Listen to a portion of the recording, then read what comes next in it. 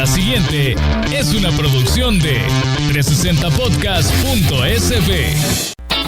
Diana Verónica y Tony, la entrevista, se sube todos los días a 360podcast.sb, el primer hub de podcast en El Salvador. O puedes volver a escucharla por Spotify, Google Podcast, Apple Podcast, Amazon Music o TuneIn. Dale clic a la campanita para que recibas la notificación. Este día, en el Corre de la Mañana, le damos la bienvenida a...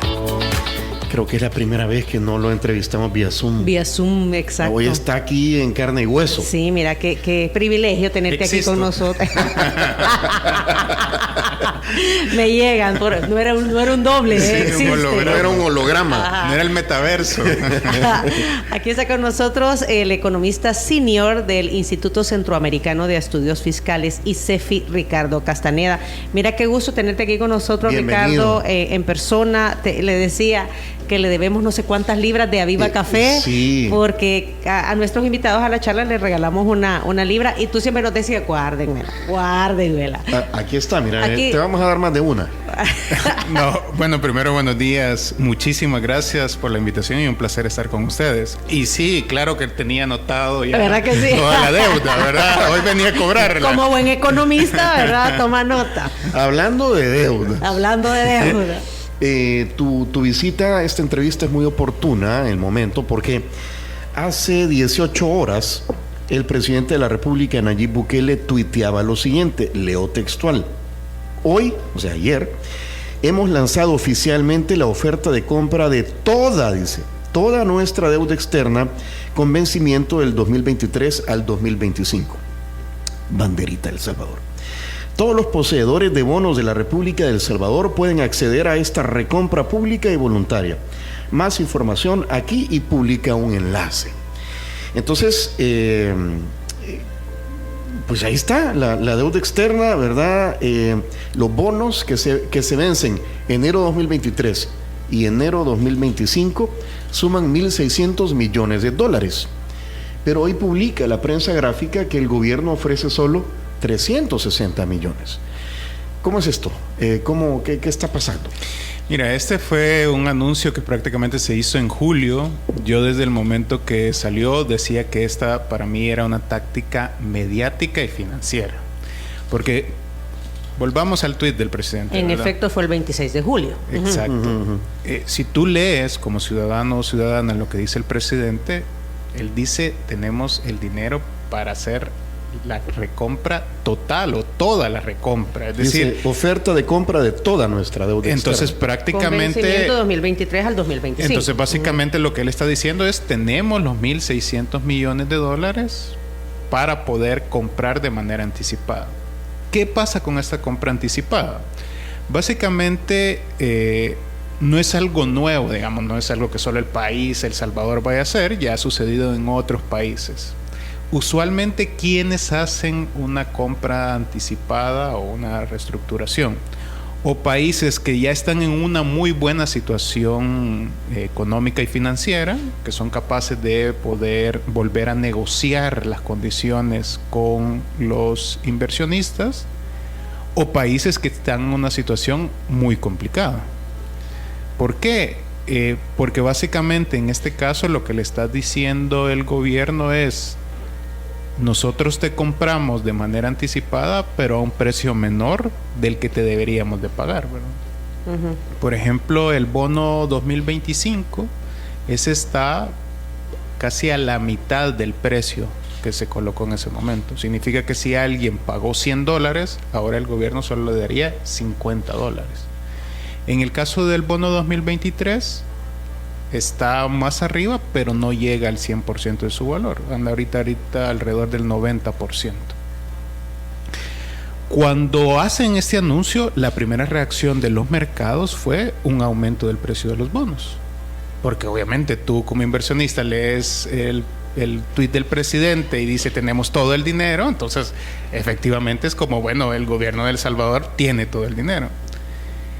Ya cuando esto llega a la Asamblea Legislativa, ya nos damos cuenta que en realidad, en la práctica, lo que el gobierno presentó fueron $560 millones, que era un préstamo con el Banco Centroamericano por $200 millones y la utilización de derechos especiales de giro por 360 millones de dólares. Para que entendamos un poco, los derechos especiales de giro forman parte de las reservas del país, ¿no? Esto es un poco como hablábamos antes de entrar al aire, como una familia que tiene por ahí una cadenita de oro, ¿verdad? Y entonces ahorita básicamente el gobierno lo que estaría planteando es utilizar esas cadenitas de oro para poder pagar esa parte de la deuda.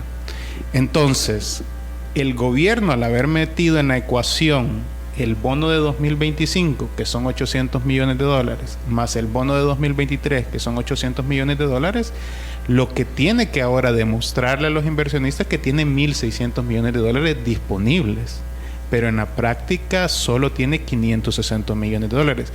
Eso es, a mi juicio, lo que pasó, que luego de este anuncio, los bonos en realidad no subieron y el perfil de riesgo del país no bajó. ¿Por qué? Porque la credibilidad que se tiene no es la adecuada, porque prácticamente se hace un anuncio que en la práctica no tiene fundamento. O sea, es algo así como, anuncias que vas a comprar de manera anticipada 1.600 millones de dólares, que debes. Pero tú, por el momento, has demostrado que tenés 560. Entonces, ¿cómo pretendes comprar 1.600 si tú en realidad has demostrado que solo tenés 560? Estamos hablando el 33% de la deuda.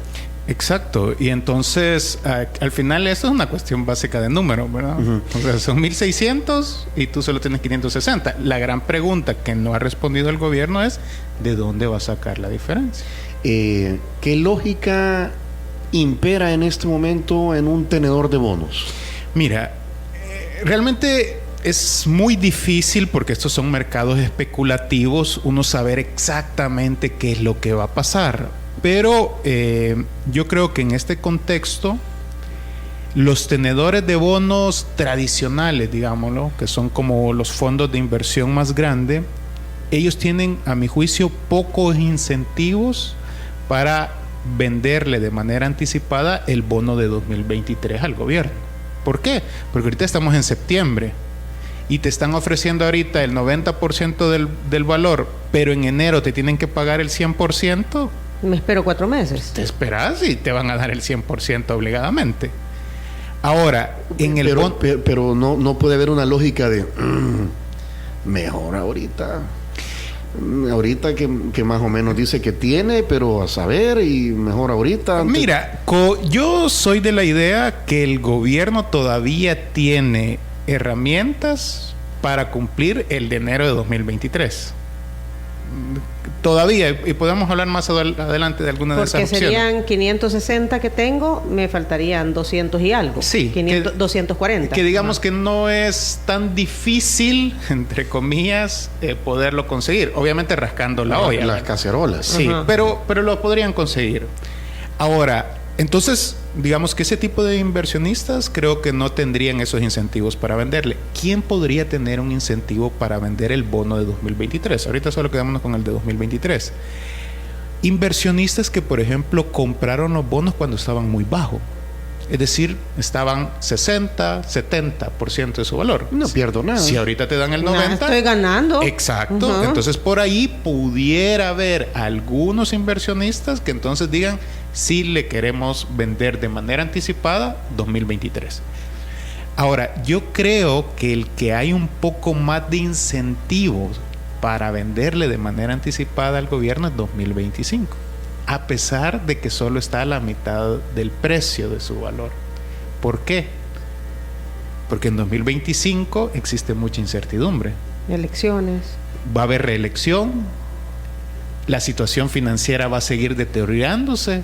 Es posible que entonces para 2025 sí nos van a tener el dinero para pagarme todo. Entonces mejor acepto la mitad del precio del valor y ya. Que además hay que decirlo. Este tipo de bonos tienen tasas de interés muy altas. Eso te iba a preguntar. Entonces no es tan cierto que los inversionistas pierden. De hecho, una forma de cómo el inversionista se cuida frente a estas situaciones es, si el país es muy riesgoso, te cobro tasas de interés más altas porque eso me permite recuperar buena parte de la inversión. ¿Los de 2023 qué tasa estamos pagando? Básicamente, las colocaciones de estos bonos tienen tasas cercanas al 7.5%. Que es el costo de la deuda, ¿verdad? Del servicio de la deuda, que eso Sí. lo estamos pagando mensualmente, Ricardo. Eso, digamos... ¿En teoría? Sí, no, sí se está pagando. Ajá. Y quizás es importante destacarlo. Uno de los problemas que tiene el gobierno de El Salvador es cuánto dinero tiene que pagar anualmente por el tema de la deuda. Es decir, tanto el tema de intereses como el tema de amortizaciones. Las amortizaciones son como los pagos a capital que a veces uno tiene que hacer. Este año, para ponerlo en dimensión, el país está pagando o va a pagar más en el servicio de la deuda que lo que va a destinar para el Ministerio de Salud. Sí, En un estamos contexto hablando todavía de una situación complicada. Es decir, un país que tenga que destinar más recursos para pagar su deuda que para asegurar la salud de su población, Es porque está bien endeudado. es que ya ahí te demuestra que la situación es complicada. La peor emisión, digamos, de bonos, el gobierno la hizo en 2020, que fue en julio, fueron $1,000 millones a una tasa de interés de 9.5% y un periodo de 32 años. Significa que solo por esos bonos de 2021 a 2052, cada año, de manera anual, solo de intereses se tienen que pagar $95 millones. Cada año, de aquí al 2052. ¿Por qué las tasas de interés son altas en un país como El Salvador y no en otros, incluso de la región, verdad? Por sus propias características. De hecho, lo que le ha pasado al gobierno de El Salvador es que prácticamente el mercado de bonos está cerrado. Es que ese es el punto, ¿verdad? ¿Qué confianza generamos en el mercado para que nos presten? Y pasa con las personas, la misma situación, Ricardo. ¿Tiene algo que ver el prestigio del intermediario, que creo que es el Deutsche Bank, no sé qué? Mira, el intermediario es importante, pero al final lo más importante son las características de quién le vas a prestar. Y en el caso de El Salvador, por ejemplo, si ya hablábamos que esa colocación de 2020 fue alta, tasa de interés de 9.5%, el detalle es que si el gobierno sale este día, por ejemplo, a colocar nuevos bonos, la tasa de interés, suponiendo que alguien le prestaría, sería tasa de interés del 26 o del 27%. El Salvador es el segundo país de América Latina con el peor perfil de riesgo, únicamente por abajo de Venezuela. Y ahí estamos compitiendo casi mano a mano con Argentina. ¿Por qué este aumento extraordinario del perfil de riesgo de El Salvador? Si uno no sabe lo que pasó en el país y solo agarra la gráfica, hay un cambio muy marcado a partir del 1 de mayo de 2021, que ya lo hemos mencionado, destitución de los magistrados y del fiscal, porque básicamente se rompen las reglas del juego. Entonces, tú como inversionista dices, si has destituido a los magistrados y al fiscal sin seguir el debido proceso, ¿qué me garantiza que a mí me vas a cumplir lo que has dicho? Luego, otro de los aspectos fue la adopción del Bitcoin como moneda de curso legal, porque eso te genera más incertidumbre. Y adicionalmente, que desde el gobierno también se anunció el acuerdo con el Fondo Monetario Internacional va a estar antes de septiembre de 2021, rezaba un comunicado de Casa Presidencial. Pasó septiembre, pasó diciembre, pasó marzo, Y estamos en otro septiembre y ese acuerdo no ha llegado. Sí. Entonces todos esos elementos lo que te generan es riesgo, incertidumbre de si realmente. Y yo creo que una de las cosas que buscaba el gobierno de El Salvador con este anuncio de la recompra de bonos era que los precios de los bonos subieran porque le estaba dando certidumbre a los mercados y con eso bajara el perfil de riesgo. Pero eso no pasó. O sea, subió el precio de los bonos, pero el perfil riesgo no cambió. Subió principalmente el bono 2023. 2025 subió muy poco y los otros bonos prácticamente no han subido un monto muy importante porque El Salvador tiene distintas colocaciones, ¿verdad? Distintos años que se tiene que... Y con distintos tenedores, exactamente. Claro. Entonces eso no se modificó como ellos esperaban. Y hay que decirlo, que aun cuando el gobierno logre pagar los $800 millones en enero, yo creo que la situación seguiría estando en la misma. Ok. Recientemente el gobierno anunció su adhesión a este otro banco al CAF. Ajá. Y de ahí no se puede... Suramericano. Y de ahí no se puede obtener el resto del dinero. El CAF es una nueva alternativa de financiamiento para el gobierno. Que de hecho ya tiene delegado en El Salvador. Exacto. Ajá. Es decir, el gobierno no se ha quedado del todo de brazos cruzados, ¿verdad? Él mismo se ha metido en un problema, porque a decirlo, la situación financiera que se encuentra en estos momentos el país, donde no puede colocar bonos, donde no ha logrado el acuerdo por el Fondo Monetario Internacional, el responsable es el propio gobierno por las decisiones que tomó. Ahora, frente a esta situación, ha intentado como buscar otras fuentes, algunas que no salieron. Bono Volcán, ¿verdad? Dijeron, a través de Bono Volcán vamos a obtener financiamiento. La deuda externa. Incluso en un momento, las propias autoridades de Hacienda dijeron, esto nos puede servir para pagar los $800 millones. Bueno, ya han aceptado que los bonos Volcán no van. Entonces buscaron el CAF. El CAF sí le puede prestar al gobierno de El Salvador. Incluso le podría prestar hasta $500 millones. Yo la duda que tengo ahorita con el CAF es como recién están empezando las conversaciones y se ha nombrado un representante del país, es qué tan rápido van a tener la estrategia de país lista y qué tan rápido se van a dar ese financiamiento. Considerando que ya estamos a mediados de septiembre. Y además... Yo quisiera preguntarte, Ricardo, si una institución como el CAF, que es el Banco de Desarrollo de América Latina, presta para pagar deuda o presta para proyectos específicos de desarrollo, de bienestar, de generación de, no sé, de infraestructura. Pero al saber que es para pagar deuda, te dan pisto.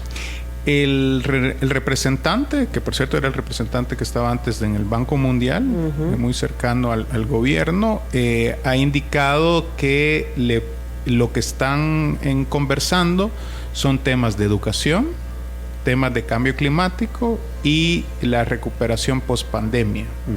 Entonces, prácticamente lo que están diciendo es que te darían recursos para proyectos específicos. Sin embargo, esto tiene un truquito, digamos, que es un poco lo que ha pasado con el BESIE. Por ejemplo, si tú le preguntas al Banco Centroamericano, mira, ¿le has prestado al gobierno dinero para que pague su deuda o para que construya el Chivo Pets? Te va a decir, no, nosotros le hemos dado para compra de computadora, le hemos dado para el fideicomiso que en su momento sirvió para el subsidio de los trabajadores o de las empresas, porque lo que hace, o por lo menos lo que el BCE hizo, fue darte dinero para cosas que el gobierno ya había ejecutado. Y esa es una manera de al final liberar recursos, ¿verdad? Sí, de destinar recursos que ya tengo para otro rubro. Sí, no sé, es como, vaya, por ejemplo, alguien en tu casa, ¿verdad? Vaya, yo no te voy a dar dinero para que vayas a comprar cigarros. No, que yo te voy a dar dinero para que compres libros. Pero vos el libro ya lo habías comprado. Entonces, cuando te dan ese dinero, tú decís, bueno, ya sí, vos me ayudaste para el libro, pero igual tenés ese recurso disponible y te vas a comprar cigarros. Entonces, solo es como una mera formalidad, pero en el fondo, obviamente, que sí le ayuda al gobierno. Y vamos a seguir hablando de eso. Son las 8:21, Tony. Y nuestra productora nos dice que hay que ir a la pausa.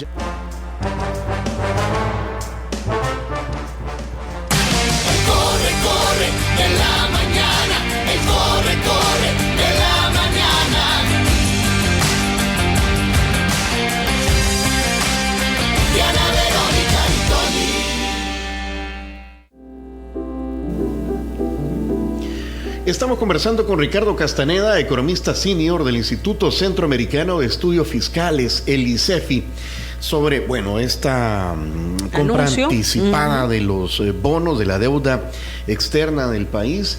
Vamos a ver qué pasa en estos días hasta el 20 de septiembre, ¿verdad? Es hasta el 20, entiendo yo. Es que he leído una fecha 22, otra 20. Estamos a 13, estamos a 13.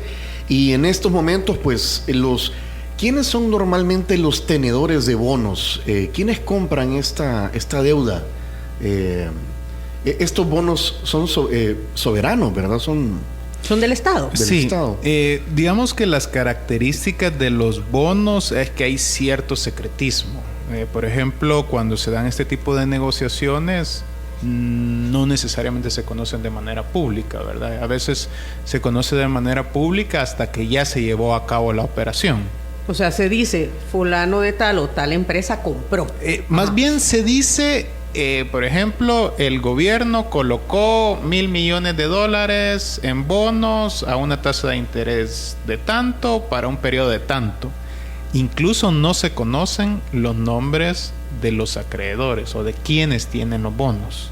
Los famosos tenedores. Sí, por su naturaleza, que yo creo que cuando estamos hablando de deuda pública, la ciudadanía debería de saber a quién le debemos, pero por sus características no se conoce. Ahora, pero eso es un funcionamiento del mercado. Sí, no digamos tiene nada que ver con El Salvador. No, es la regla del mercado en todos los países. Ahora, ¿quiénes son usualmente los que más les interesan los bonos de los países? ¿Son fondos de inversiones? Hay fondos de inversiones a nivel mundial que tienen distintas carteras, invierten en acciones de las mayores empresas, de las más grandes empresas, a veces en temas tecnológicos, y dentro de su cartera también tienen las inversiones para prestarles al gobierno, como El Salvador, porque además es un negociazo. O sea, la tasa de interés que le cobran a países como El Salvador es una tasa de interés alta, y entonces la rentabilidad es grande. Otros que también compran estos bonos son, por ejemplo, los fondos de pensiones, incluidos los fondos de pensiones de El Salvador. Es decir, con los ahorros de los y las cotizantes, agarran una parte y compran estos bonos. Nuevamente, ¿por qué? Porque la rentabilidad es alta. Y además, estos se consideran de renta fija, porque independientemente la volatilidad que pueda tener el precio, el gobierno, cuando asume este tipo de compromisos, se compromete a una tasa de interés fija. Fija. Y eso es lo que tiene. Durante los 20 años que hemos estado pagando bonos 2023, por ejemplo, se ha pagado una tasa fija. Exactamente, 7.75, ¿verdad? Y es A ver, eso. hay un señor que se llama Jaime Reuche, él es vicepresidente de créditos de Moody's, que es una agencia calificadora. Explica, ya dijo esto, lo dijo el 22 de julio, no, el 8 de septiembre lo dijo, Sí. la semana pasada. Dijo que El Salvador está solo abajo de Venezuela y Argentina, lo que tú nos decías, en calificación de riesgo, y considera que esta medida de recompra de los bonos 2023 y 2025 sería ya un incumplimiento de pago. Lo dice antes de que salgan estos bonos antes de esta operación, lo anticipa. Sí. Moody's. Mira, cuando se dan ese tipo de acciones, cada uno tiene su propia interpretación, ¿verdad? Por ejemplo, desde el gobierno, la interpretación que hacen es: estamos jugando con las reglas del mercado, ahorita estamos aprovechando que los precios de bonos están bajos y por lo tanto podemos ahorrarnos, ¿no? Porque imaginémonos un escenario hipotético, que el gobierno primero tuviera todo el dinero para pagarlo y que todas las personas que tienen los bonos, por ejemplo, le vendieran el bono de 2025 al precio de mercado, que es ahorita 50%. Es decir, que el gobierno en realidad se lo tendría que pagar $400 millones y el país se ahorraría $400 millones. Ahora, de capital, ¿verdad? Sí, porque hemos estado pagando de intereses. Sí. Por eso es que yo hablo que, digamos, cuando se hace en este caso, una oferta de la mitad del precio, no significa que los inversionistas pierdan, pues ellos ya han recuperado sus inversiones. Sin embargo, entonces, obviamente uno ve esa lectura y dice, bueno, es una buena táctica la que está haciendo el gobierno. Lo que pasa es que los mensajes que se reciben de otras partes son diferentes. Y aquí yo creo que es importante señalar justamente lo que dice Moody's. Moody's es una de las principales calificadoras de riesgo, califica a El Salvador, y básicamente ellos lo que dicen es: mire, cuando usted lo que ofrece a un tenedor de bono es pagarle menos de lo que usted se había comprometido, hablábamos un poco con Diana, ¿verdad? Como que me prestaron a mí $100 para pagarlos a final de mes y yo le digo, mira, te lo pago ahorita, pero solo te voy a pagar 50. Entonces usted me va a decir, pero 50 no fue lo que te presté, yo te presté 100, no estarías cumpliendo tus obligaciones. Pero ¿qué pasa si el que te prestó fue Tony los $100, verdad? Y entonces viene Tony y me dice, fíjate que Ricardo me debe 100, pero ¿sabes qué, Diana? Dame vos ahorita 70 y hay que te los deba vos. Y viene Ricardo y me dice, y vengo yo a Ricardo y le digo, vaya, mira, viene Ricardo y le dice a Diana, mira, Diana, te voy a pagar anticipado, te voy a pagar 80. Ya gané 10. Claro, que por eso hablo. Y así funciona el mercado. Así funciona el mercado. Habrán inversionistas que sí tengan incentivos para hacer esa venta anticipada. ¿Por qué? Porque compraron cuando estaba bajo y a ellos ya habrían ganado. Hay otros que dicen, yo me voy a esperar porque además aquí hay temas jurídicos, hay contratos donde es el Estado salvadoreño el que se ha comprometido a pagarlo, y además hay que decirlo, que las colocaciones de bonos no se hacen en El Salvador. Usualmente se hacen en Nueva York, Londres, Berlín. Es decir, que cualquier disputa jurídica se va a hacer en esos territorios, ¿verdad? Que es una forma de cómo los inversionistas se cuidan por el tema de las reglas del juego. Pero entonces, volviendo a lo de Moody's, lo que dicen es, si tú haces esa táctica de pagar menos de lo que realmente tenías, es una forma de caer en impago. Y habrá que esperar, ¿verdad?, qué pasa con esta recompra, si efectivamente ya se concreta. Pero para mí, ya Moody's ya adelantó criterio. Y lo que podríamos esperar es una bajada de calificación de riesgo, incluso colocando al país como un país que cayó en default. Y si me fue muy bien como gobierno, y entonces, es cierto, se me vencen hasta en enero. Pero los 800 millones yo ya los tengo, porque tuve una excelente recaudación fiscal, aumenté impuestos, qué sé yo, ya los tengo. Entonces yo lo que quiero es pagarte antes para ahorrarme 3 meses de intereses. Eso no aplica. Eso podría aplicar y el escenario fuera diferente si seguramente tú estuvieras ofreciendo el valor del 100% de lo que te habías comprometido. Es decir... Pero como te lo voy a pagar antes, 3 meses antes. Pero bueno, ahí no te pago los intereses. Exacto, ¿verdad? Digamos, ahí lo que se ahorra o el beneficio para el gobierno es todo lo que te ahorras en intereses. Que es un mecanismo, o de repente otras formas que se negocian es, mira, lo que te voy a pagar a 2025, llevémoslo hasta 2040.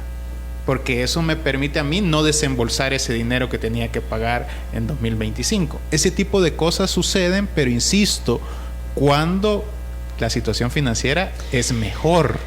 Ricardo, ahorita puede que alguien nos esté escuchando y dice, ay, no, estos economistas cómo complican las cosas y yo no entiendo. Yo no entiendo los nada. bonos y no sé qué y no sé cuánto pronto pago. Ajá. Y esto a mí, ¿en qué me afecta? O sea, el gobierno siempre salen, hombre, si siempre los estados están endeudados y le deben al... ¿verdad? Hoy estamos hablando de esto. Si antes ya se han endeudado, ya han pagado y nosotros ni cuenta nos hemos dado. Los mismos de siempre también nos endeudaron y no sé qué. O sea, ¿en qué le afecta al ciudadano en lo cotidiano? Bueno, primero, cuando estamos hablando de dinero público, ¿verdad?, de estos 560 millones de dólares que el gobierno va a utilizar y demás, no estamos hablando de dinero que cayó del cielo, sino que estamos hablando principalmente de dinero que proviene de impuestos actuales o futuros. Por ejemplo, para hacer esta recompra anticipada de bonos, uno de los mecanismos que va a utilizar el gobierno es un préstamo con el Banco Centroamericano. Significa que ese préstamo, ¿quién lo va a pagar? Los que pagamos impuestos. Los que pagamos impuestos. Que somos todas las personas, ¿verdad? Cada vez que vamos ahí a la tienda, al mercado, al supermercado, leche, azúcar, café, estamos pagando impuestos. Es decir, que desde ahí hay una relación directa. La segunda es que cuando al país se le bajan las calificaciones de riesgo, esto también repercute en los bancos privados. Y si, digamos, viviera un escenario que yo insisto, creo que no se va a dar un escenario de impago por lo menos hasta enero de 2023, esto pudiera provocar aumentos de tasas de interés para créditos hipotecarios, créditos personales. O sea, la cuota que usted ya paga, amigo que nos está escuchando, por su casa, le va a incrementar. Al final podría incrementar. Al final de todo esto, cualquier crisis que se dé, quien termina pagando los platos rotos siempre es el ciudadano y ciudadana. De manera directa o de manera indirecta, ¿verdad? Porque los bancos prestan dinero a nivel extranjero para poderlo colocar en el país. Y además, es que eso también no lo entendemos, Ricardo. Nosotros creemos que el banco ahí tiene un montón de pisto y nos prestan. No, el banco se endeuda también, ¿verdad?, para prestarnos a nosotros. Y además hay que decirlo que en el caso de El Salvador, bancos privados le han prestado dinero al gobierno salvadoreño a través de letes, a través de CETE, pero también tienen bonos. Esos bancos privados, ¿de dónde han sacado buena parte de ello? De los ahorros de las personas. Significa que si en algún momento, por ejemplo, el gobierno no tuviera dinero para cumplir sus obligaciones, esto también tendría una repercusión directa en las personas que tienen sus ahorros en los bancos. Por eso es que a veces yo siento que con esto hay truco, ¿verdad? Porque como, pues sí, son tecnicismos, y entonces los economistas nos encanta enredar esto, nadie nos entiende y entonces pareciera, no, hombre, si esto no es importante, ¿verdad? Bueno, en realidad esto sí que puede determinar cuál va a ser la situación económica, no de una persona, sino de todas las personas que viven en el país. Ricardo, tú ya lo mencionaste y quisiera que aclaráramos eso. Hay que les entreguen la isla de Meanguera, dice la gente. No. Que vendamos Tazumán. Ay, San Miguel, désenlo. El tema de los fondos de pensiones. O sea, las administradoras de fondos de pensiones, las AFPs, la ley establece que pueden invertir, ¿verdad? Y pueden invertir en bonos en el mercado internacional. Ya tú decías.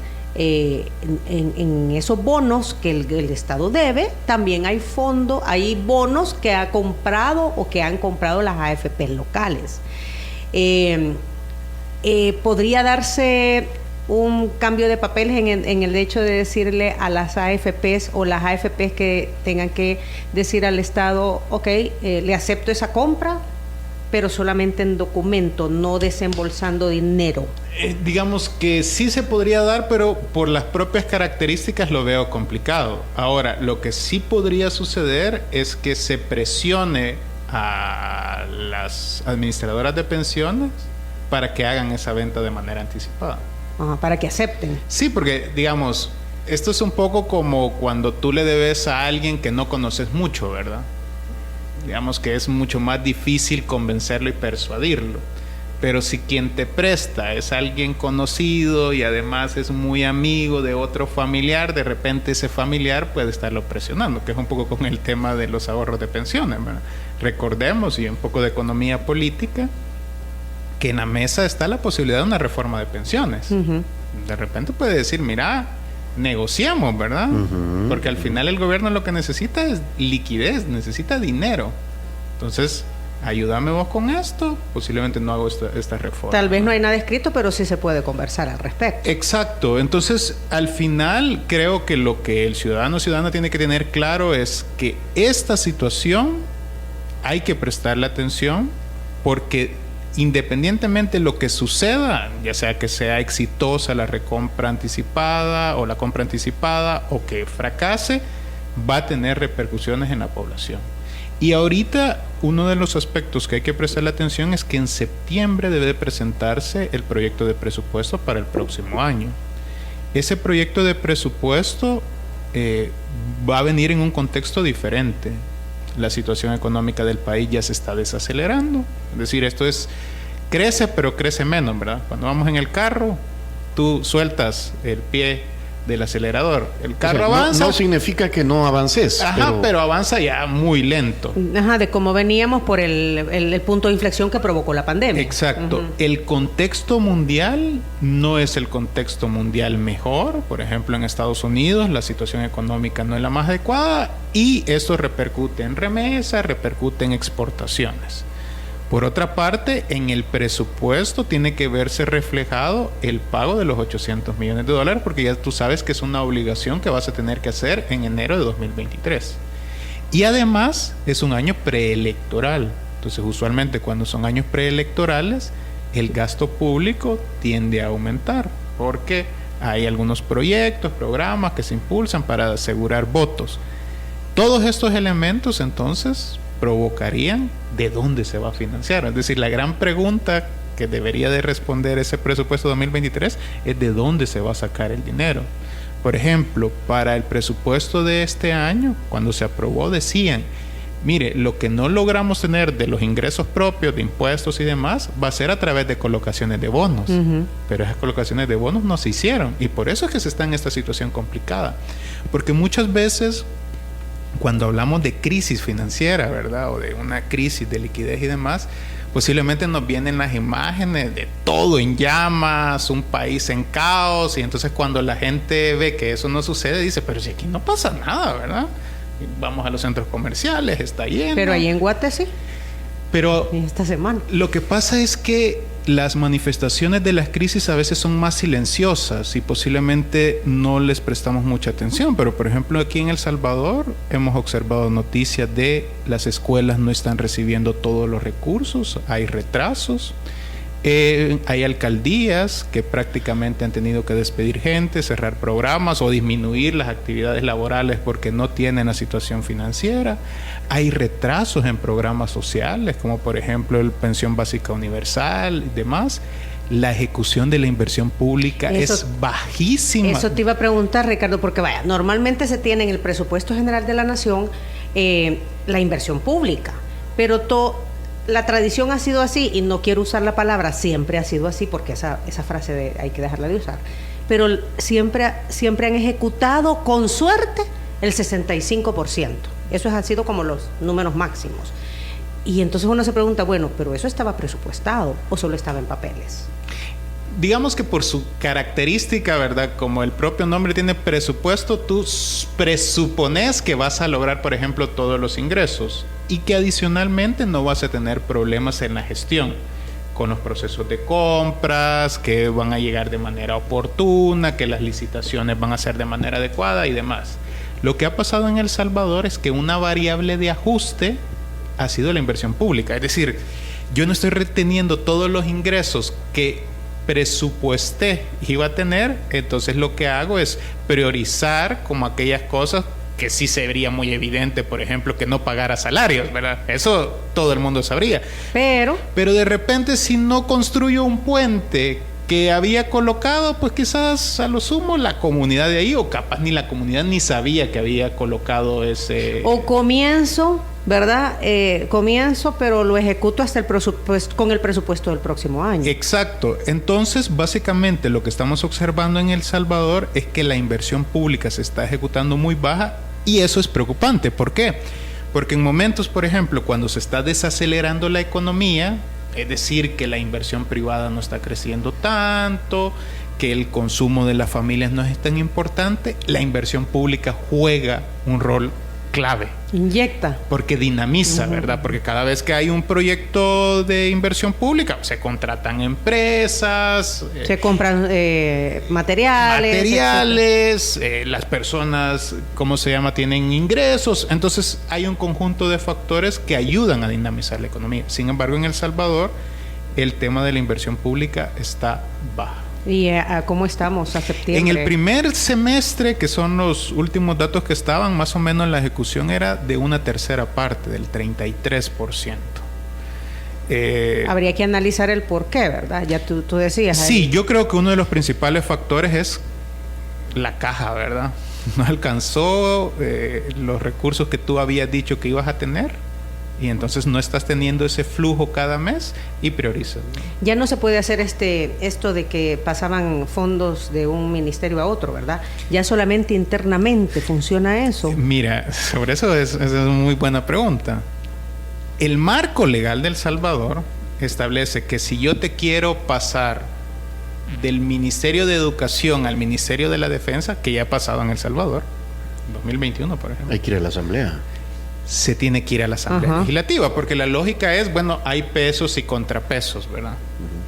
Sin embargo, en el gobierno se ha venido utilizando un mecanismo que ustedes ya lo escucharon, FOPROMIDO, que este fue un instrumento que se aprobó en 2005. Y la idea era que, bueno, cuando habían desastres, ¿no?, sobre todo por un país como las características de El Salvador, usualmente a FOPROMID lo que se le asignaban eran $4 millones al año. En 2020, en el marco de la pandemia, se empezó a utilizar FOPROMID más, a pesar de que en ese momento se había aprobado un instrumento específico para manejar los recursos de la pandemia, que era el Fondo de Emergencia, Recuperación y Reconstrucción Económica, FER. Pero el gobierno decidió utilizar FOPROMID. En 2021 también FOPROMID. Y en 2022, por ejemplo, se le aprobaron 4 millones y ahorita ya van más de 60 millones de dólares. ¿Por qué prefiere la utilización del FOPROMID del gobierno? Hay dos características principales. No utilizas la LACAP, es decir, la Ley de Adquisiciones de Compras del Estado, que cuando tú no utilizas la LACAP, un vendedor de zapatos te puede vender medicinas. Si utilizaras la LACAP, eso no podría suceder. Y el segundo aspecto es que podés mover recursos entre instituciones sin pasar por la Asamblea Legislativa. A través del FOPROMID. A través del FOPROMID. Okay. Ahora, en el 2020 hubo justificación, ¿verdad? Por el hecho de los 2 tormentas tropicales al inicio y al final de la época lluviosa. Es Gobernación quien lo... Gobernación es quien lo maneja, y ahí digamos quien juega un gran papel es Hacienda, porque es Hacienda quien autoriza. Y dice, sí, está bueno que le pasen estos recursos a las instituciones y demás. Ricardo, nos quedan 7 minutos de entrevista. ¿Qué crees que vaya a suceder, no solo con los bonos que están ahorita en la recompra, sino que también de aquí al final del año en cuanto a perspectivas económicas del país? Mira, yo creo que en cuanto a perspectivas económicas vamos a continuar con este proceso de desaceleración. Las proyecciones de crecimiento económico es que El Salvador va a crecer en torno al 2.5%. Hay una coincidencia de todos los organismos multilaterales, BID, Banco Mundial, Fondo Monetario Internacional, CEPAL, de que El Salvador va a ser el país de Centroamérica que menos va a crecer este año.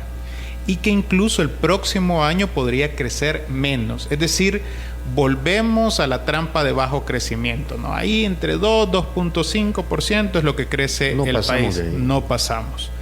Adicionalmente, el tema de la inflación creo que ya no va a seguir creciendo, pero va a seguir estando alto. ¿Por qué? Porque los precios de combustibles han bajado, ¿no? Ya el precio de petróleo está bajando, ya es muy evidente en otros países. Por cierto, aquí no han hecho anuncios de cuál realmente es ahorita el precio de mercado, pero ya el precio de mercado ya habría bajado considerablemente. Hasta octubre fue que ampliaron, ¿verdad?, el apoyo al precio de los combustibles. Aún así, hay que decirlo que las familias van a seguir con una situación complicada, pues, porque el tema de alimentos y bebidas no alcohólicas es lo que más ha aumentado de precios. O sea, si comparamos respecto a un año, en promedio está un 14% más caro.